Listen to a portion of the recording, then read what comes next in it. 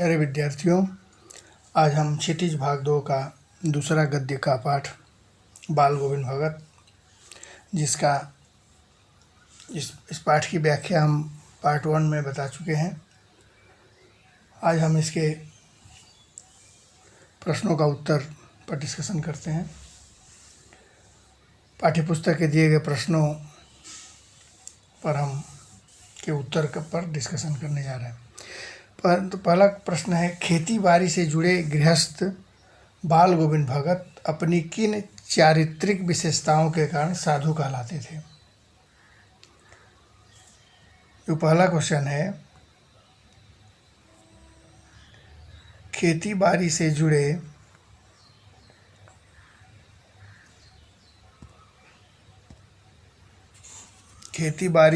गृहस्थ बाल गोविंद भगत अपनी किन चारित्रिक विशेषताओं के कारण साधु कहलाते थे। बाल गोविंद भगत खेती बाड़ी से जुड़े थे, वे गृहस्थ भी थे। गृहस्थ के साथ साथ सन्यासी के सारे गुण विद्यमान थे। वे साधु की सभी परिभाषाओं पर खरे उतरते थे। उनकी चारित्रिक विशेषताओं को हम निम्नलिखित बिंदुओं के तहत बता सकते हैं। तो नंबर 1 है, वे कबीर के आदर्शों पर चलते थे। वे कबीर के आदर्शों पर चलते थे। वे कबीर दास द्वारा रचित गीत गाया करते थे।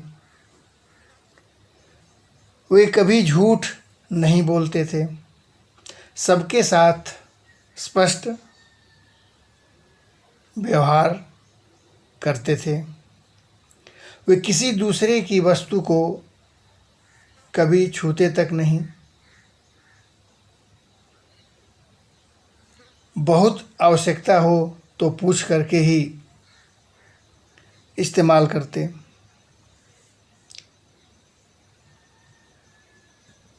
मोह माया के बंधन से मुक्त थे। कई एग्जाम्पल है मोह माया के बंधन से। जब उनके पुत्र की मृत्यु हुई तो वे खुशी मना रहे थे, गीत गा रहे थे, नृत्य कर रहे थे। मोह माया के बंधन से मुक्त थे, जैसे सन्यासी होते हैं। वे अपनी कमाई हुई फसल, जो भी अनाज उनके खेतों से पैदा होता, उसे सब लेकर कबीर दास के जो आश्रम था, कबीर पंथी आश्रम, उसमें ले जा कर के उसे दान कर देते थे। और वहाँ से प्रसाद के रूप में जो भी मिलता, उसे ही लेकर के वे पूरे वर्ष भर अपना गुजर बसर करते थे, जिसको वो साहब का दरबार कहते थे। वे अपना तन मन भक्ति के गीत गाने में लगाया करते थे। तन और मन से हर पल वो भक्ति गीत गाया करते रहते थे। खेतों में काम करते समय भी गीत गाते, प्रातःकाल उठ करके भी गाते, संध्या भी गाते, प्रभाती गाते। निरंतर जब गंगा नहाने स्नान करने के लिए वर्ष में एक बार जाते थे, करीब 90 किलोमीटर, 5 दिन 6 दिन लग जाता था, उस दौरान भी वो भजन गाते रहते थे। इन सारे लक्षणों साधु के ही थे। इसलिए हम कह सकते हैं कि खेती बाड़ी से जुड़े रहने पर भी बाल गोविंद भगत का चरित्र साधु के समान था। नेक्स्ट क्वेश्चन है, भगत की पुत्र वधू उन्हें अकेले क्यों नहीं छोड़ना चाहती थी। भगत जी का एकमात्र पुत्र था, जो मानसिक रूप से कमज़ोर था, कम बुद्धि वाला था। उसकी मृत्यु हो जाती है तो भगत जी उसके भाई को बुलाकर उसे विदा करने को कहते हैं, परंतु वो मना करती है कि नहीं, मैं चली जाऊंगी तो आपको बुढ़ापे में कौन सहारा होगा, कौन देगा। आप बीमार हो जाएंगे तो कोई पानी कौन देगा, आपको खाने पीने की व्यवस्था कौन करेगा। ये सारी चीज़ें कहकर वो हाथ जोड़कर आग्रह करने लगी कि आप मुझे अपनी सेवा से वंचित मत कीजिए।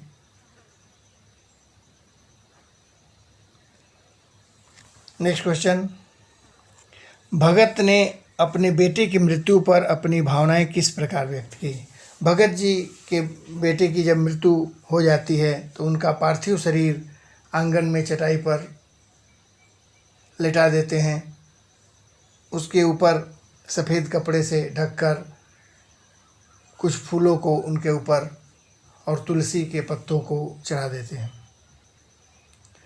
उसके पास सिरहाने के तरफ, सिर के तरफ दीपक जला देते हैं तथा पास में ही बैठकर जैसा वो भजन गाया करते थे कबीरदास का, वही भजन उसी तल्लीनता के साथ, उसी लय के साथ वो गा रहे थे। पुत्र वधू रो रही थी, जिसे घर गांव आस पड़ोस की औरतें चुप करा रही थी। उन्हें भी वो बीच बीच में जा कर के कहते कि क्यों रो रही हो, खुशियाँ मनाओ, ये तो आत्मा परमात्मा से जाकर मिल गया है, ये रोने का अवसर नहीं है, ये तो खुशी मनाने का अवसर है। बिरहणी आत्मा अपने प्रेमी परमात्मा से जाकर के मिल गई है, ये आनंद का अवसर है, दुख का अवसर नहीं है। तो इस तरह से वो अपनी भावनाओं को व्यक्त किए। नेक्स्ट क्वेश्चन नंबर 4, भगत के व्यक्तित्व और उनकी वेशभूषा का अपने शब्दों में चित्र प्रस्तुत कीजिए। तो जैसा कि प्रारंभ में ही पाठ में लेखक महोदय लिखते हैं कि उनका कद मध्यम ऊंचाई का था, न तो बहुत लंबे थे और ना ही छोटे थे। रंग गोरा था, बाल सफ़ेद थे जब लेखक ने देखा था उस दौरान। चेहरे पर चारों तरफ सफ़ेदी ही दिखाई दे रही थी, अर्थात चेहरे के बाल और दाढ़ी सब सफ़ेद हो गए थे। बहुत कम कपड़े वो पहनते थे, केवल एक लंगोटी कबीरदास की भांति पहन करके रहते थे। और सिर पर कनपटी टोपी जो कबीरपंथी पहना करते थे,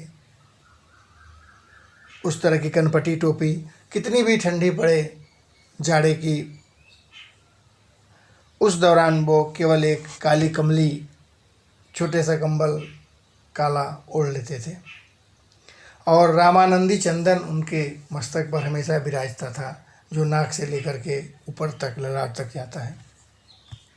और उनके गले में तुलसी की बेडौल माला, बेडौल मतलब सुंदर सुंदर नहीं, बल्कि जैसी तैसी ही तुलसी के माला उनके गले में हमेशा विराजती रहती थी, सुंदर लगती रहती थी। वो भजन गाने में हमेशा मस्त रहते थे और उनकी खजड़ी उनके साथ हमेशा रहती थी। वो खेतों में काम करते समय भी गीत गाते और उनके गीत को सुन करके बाकी लोग भी उसी गीत के लय के साथ कार्य करते। नेक्स्ट क्वेश्चन नंबर 5, बाल गोविंद भगत की दिनचर्या लोगों के अचरज का कारण क्यों थी? बाल गोविंद भगत की दिनचर्या अचरज का कारण इसलिए थी कि वो चाहे गर्मी हो या जाड़ा या बरसात, हर मौसम में सुबह सुबह ही उठ जाते। जाड़े की दांत कटकटा देने वाली ठंड में भी वो प्रातःकाल ही उठकर, जो उनके घर से कुछ दूरी पर नदी थी, वहाँ से नदी से स्नान करके आते और गांव के बाहर पोखरे के भिंड पर बैठकर खजड़ी बजा बजा करके भजन गाने लगते। उस दौरान केवल एक कमली ओढ़े रहते, जो गाते गाते वो भी हट जाता था और उस कपकपा देने वाली ठंड में भी उनके पसीने सिर से दिखाई देते। गर्मियों की उमस में भी शाम के समय वो संध्या गीत गाते, जिसकी गीत सुन करके लोगों को शीतलता का अनुभव होता। प्रभाती कार्तिक से लेकर होली के समय फाल्गुन के महीने तक लगातार सुबह सुबह उठ कर के वो गाते, जिससे लोगों के मन में उमंग भर जाता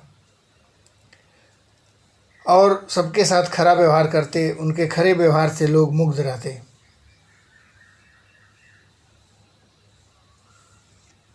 नेक्स्ट क्वेश्चन नंबर 6, पाठ के आधार पर बाल गोविंद भगत के मधुर गायन की विशेषता बताइए। उनके मधुर गायन की सबसे बड़ी विशेषता यह थी कि काम करते समय भी, चाहे हलवाहे हो, मजदूर हो, किसान हो, या सुबह का नाश्ता लेकर आई हुई घर की औरतें, छोटे छोटे बच्चे, सब उनके गीत को सुन करके मुग्ध हो जाते। ऐसा लगता किसान का एक एक कदम उनके गीत के लय पर उठ रहा है। हलवाहा हल चलाते समय उसके कदम और बैलों के कदम लगता जैसे उनके गीत के तालों पर चल रहा हो। धान रोपते हुए जो किसान थे, उनके हाथ, उनकी अंगुलियां उनके गीत के लय पर चलती हुई प्रतीत होती थी। साथ ही साथ कलेवा लेकर आई हुई घर की स्त्रियां जो खेत के किनारे पर बैठी रहती, वो भी अपने आप को नहीं रोक पाती और गुनगुनाने लगती। छोटे छोटे बच्चे उनके गीतों को सुन सुन करके खेतों में उछलते कूदते। ऐसा लगता है जैसे सीढ़ी के रास्ते वो स्वर्ग की ओर भेज रहे हो अपने लय को, ऐसा ऊपर चढ़ाव की ओर जाता हुआ प्रतीत होता, ऐसा लेखक ने लिखा है। और कुछ भाग इन मजदूरों और किसानों की ओर आता। उनके संगीत में जादुई प्रभाव था। सर्दी की ऋतु हो, उस समय भी वो प्रातःकाल ही सूर्योदय से पहले ही गीत गा गा करके ऐसा लगता है जैसे सर्दी का कोई असर ही न हो उनके ऊपर, और उनके माथे से पसीने बहने लगते। कभी कभी शाम के समय उनके प्रेमी मंडली भी उनके घर इकट्ठा हो जाती और साथ ही साथ भजन गाने लगती। जब एक बार गाते, पीछे पीछे 2-3 बार वो मंडली दोहराती।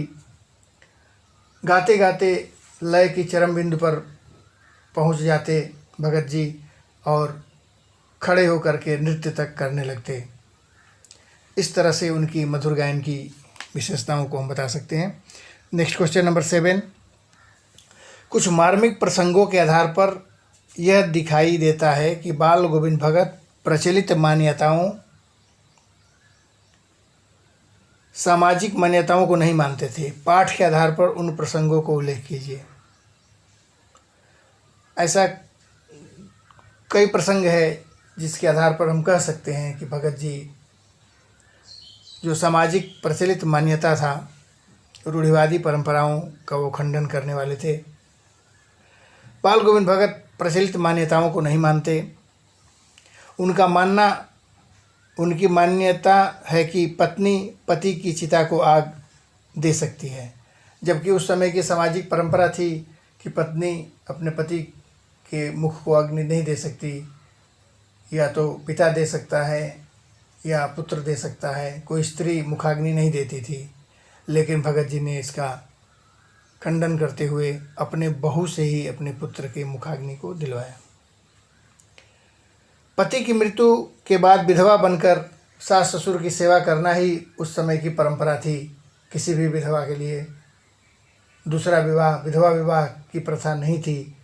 इसका भी उन्होंने खंडन किया और अपनी बहू को जैसे ही पुत्र के क्रियाकर्म पूर्ण हुए, बहू के भाई को बुलाकर बहू को विदा कर दिए कि ले जाओ और इस निर्देश के साथ ही इसका विवाह करवा देना।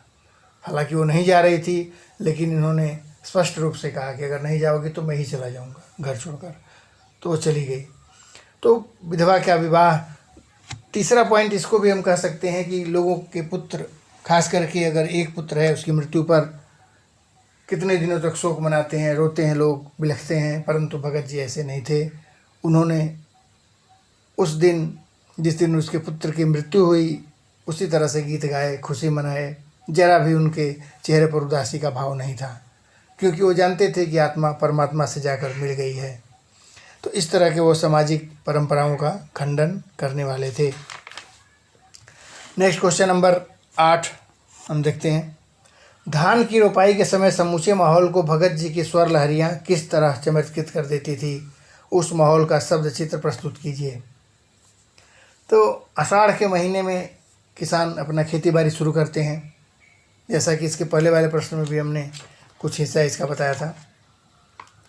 बारिश होते ही किसान अपनी खेती बाड़ी शुरू कर देते हैं और धान के खेतों में हलवाहे हल चलाते हैं, किसान मजदूर अपने उन जुते हुए खेत जो कीचड़ हो जाता है उसमें धान की फसल को लगाते हैं, रोपाई करते हैं। घर की स्त्रियां नाश्ता लेकर, कलेवा लेकर के सुबह का खेतों पर आई रहती है। वो सब उनके भजन को सुन करके ऐसा लगता है जैसे किसान अपने बैलों के साथ उसके एक एक कदम उनके स्वर लहरियों के साथ चल रहे हों। रोपाई करते समय किसानों के हाथ की अंगुलियां उनके स्वर के अनुरूप धान के पौधों को खेतों में रोपती जा रही है। जो स्त्रियां किनारे बैठी हुई थी, नाश्ता लेकर आई थी सुबह का कलेवा, वह भी अपने आप को नहीं रोक पाती, उनके ओठ भी गुनगुनाने लगते। छोटे छोटे बच्चे उछल कूद करते उनके गीतों को सुन करके। और बाल गोविंद भगत खुद कीचड़ में लथपथ होकर काम करते हुए भी अपने स्वर लहरियों को उसी उत्साह और हौसला के साथ गाते रहते। तो इस तरह से पूरा माहौल ही वो बदल देते थे धान की रोपाई के समय का। नेक्स्ट क्वेश्चन अब हम देखते हैं आगे का। रचना और अभिव्यक्ति। इसका पहला क्वेश्चन है, पाठ के आधार पर बताएं कि बाल गोविंद भगत की कबीर पर श्रद्धा किन किन रूपों में प्रकट हुई है। बाल गोविंद भगत की श्रद्धा कबीर के प्रति वेशभूषा से ही है। कबीरपंथी टोपी पहनते, रामानंदी चंदन लगाते थे, उनके गाए हुए भजन को वो निरंतर गाते रहते थे, कबीरदास के गीतों को गाते। खेतों में जितना भी अन्न उगता उसे ले जा कर के उस कबीर पंथ का जो आश्रम था साहब के दरबार में ले जाकर रख देते, उन्हें समर्पित कर देते, और वहाँ से प्रसाद के रूप में जो भी मिलता उसे वो लाकर स्वीकार करते। जिस तरह से कबीरदास जी धार्मिक मान्यताओं, कई रूढ़िवादी परंपराओं का खंडन किए थे, बिल्कुल उसी तरह से ये भी किए, विधवा विवाह से लेकर। और जैसे कबीरदास जी गृहस्थ होते हुए भी सन्यासी थे, भगत जी भी गृहस्थ होते हुए भी सन्यासी थे। वो गृहस्थ जीवन का पालन करते। उनका मानना था कि गृहस्थ कभी भीख मांग करके नहीं खाता। वो खेतों में काम करते, उनके पास ज़मीन भी था, और खेतों में काम करते हुए गृहस्थ जीव आश्रम में रहते हुए वो सन्यासी थे। कबीर दास के गीतों को हर पल गुनगुनाते रहते। रात संध्या गीत, प्रभाती गीत, तथा रात में भी वो रात्र के भादों की रात्रि जो घनघोर अंधेरा होता है उस दौरान भी वो अपने गीतों को गाते। जैसे ही बारिश थम जाती गा करके लोगों के हौसला बढ़ाते। वो जात पात और आडंबरों का विरोध करने वाले थे, कभी झूठ नहीं बोलते थे, सबके साथ खराब व्यवहार करते थे। दो टूक अर्थात स्पष्ट बात बोलने में जरा भी उन्हें संकोच नहीं होता था। कबीर के अनुरूप आत्मा व परमात्मा की एकरूपता के समर्थक थे। जैसे परमात्मा का ही अंश आत्मा में होता है, इस बात को कबीरदास जी ने कहा था, उसे भी ये पूरी तरह मानते थे। आत्मा विरहिणी और परमात्मा को उसका प्रिय कबीरदास जी ने वर्णन किया है, वही ये भी मानते थे। इसलिए पुत्र की मृत्यु पर भी उन्होंने कहा कि आत्मा परमात्मा से जाकर मिल गई है। नेक्स्ट क्वेश्चन देखते हैं, क्वेश्चन नंबर 10। आपकी दृष्टि में भगत की कबीर पर अगाध श्रद्धा के क्या कारण रहे होंगे। हमारी दृष्टि से कबीर पर श्रद्धा के निम्नलिखित कारण हो सकते हैं। कबीरदास और भगत की विचारधारा में समानता थी। समानता क्या, बल्कि कबीर की विचारधारा को ही वो पूरी तरह से स्वीकार किए थे, मानते थे। कबीर की तरह ही भगत गृहस्थ भी थे और साधु भी थे। कबीरदास जी भी गृहस्थ होते हुए सन्यासी थे, उसी तरह भगत जी भी गृहस्थ होते हुए सन्यासी थे। कबीर जिस तरह से पाखंडों का खंडन करने वाले थे, उसी तरह से बाल गोविंद भगत भी पाखंडों का खंडन करने वाले थे। सादा जीवन उच्च विचार रखने वाले कबीरदास जी की तरह ही बाल गोविंद भगत भी सादा जीवन उच्च विचार रखने में विश्वास करते थे।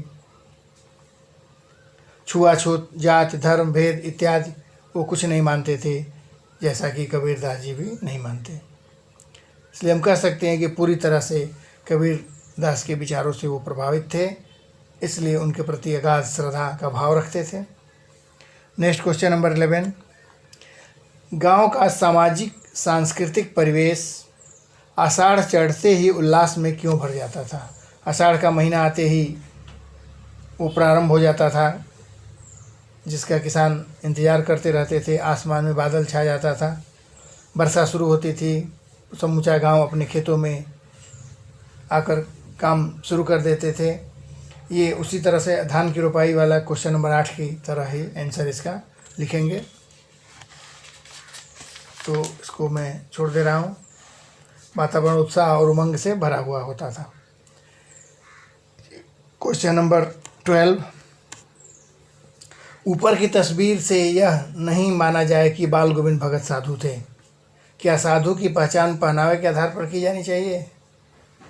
आप किन आधारों पर सुनिश्चित करेंगे कि अमुक व्यक्ति साधु है? साधु की पहचान ऊपरी पहनावे से बिल्कुल नहीं होना चाहिए, बल्कि साधु की पहचान उसकी आत्मा, उसके कर्म, उसकी सोच और उसकी भावनाओं, उसके आचार व्यवहार के आधार पर ही की जा सकती है, और उसी आधार पर हम कह सकते हैं साधु है या नहीं है कोई व्यक्ति।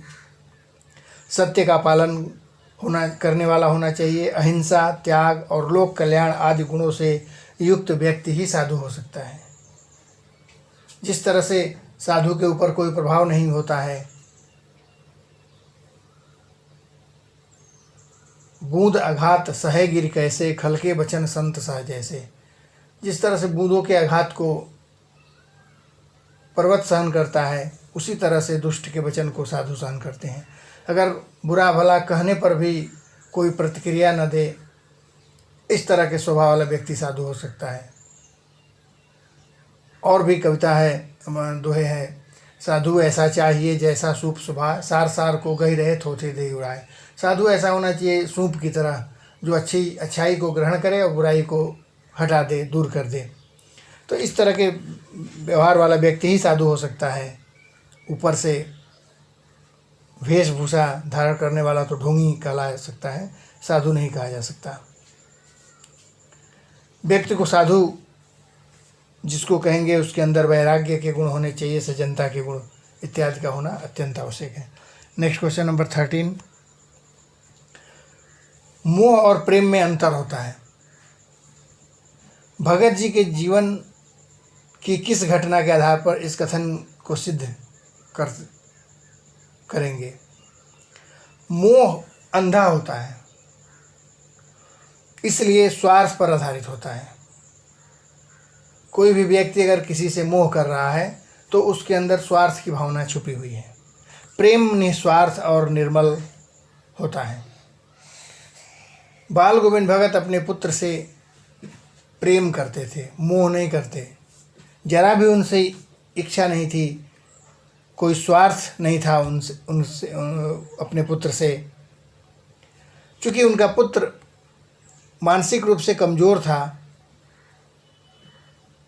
इसलिए उसकी अधिक देखभाल वो करते थे।